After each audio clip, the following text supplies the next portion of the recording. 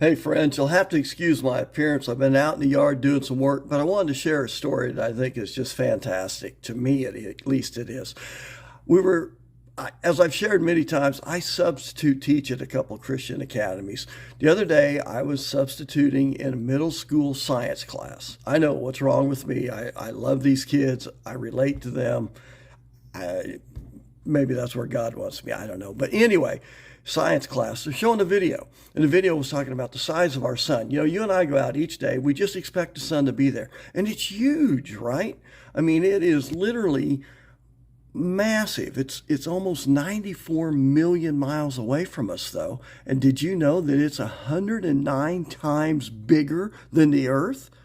I mean, it kind of starts making you feel insignificant. I mean, we're on the Earth, and that sun that keeps us going is 109 times bigger than we are. And yet, the crazy thing that I started thinking, and the video took us into the constellations and the stars. Every night we go out and we look for stars. We look for stuff. One of the things that we find is this, Orion and Orion's belt. Two of the stars in Orion's belt are right here. Anomalon and Mintaka. Okay, the middle and the right side of Orion's belt. Okay, did you know that the middle one, Alnilam, is 25 times larger than our sun? And that Mintaka, that one to the right, is 70 times bigger than the sun. But they look like tiny little stars, and yet they are literally billions, trillions of miles away. They say that Alnilam is 1,977 light years away. And if you don't know what a light year is, that's roughly 6 trillion miles per year.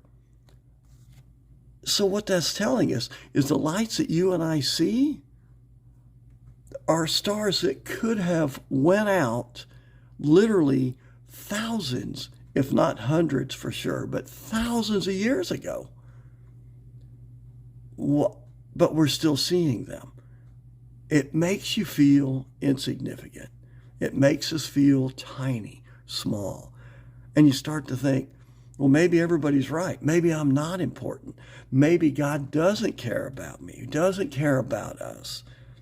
Well, in part 2, let me talk to you about that, and we're going to set things straight.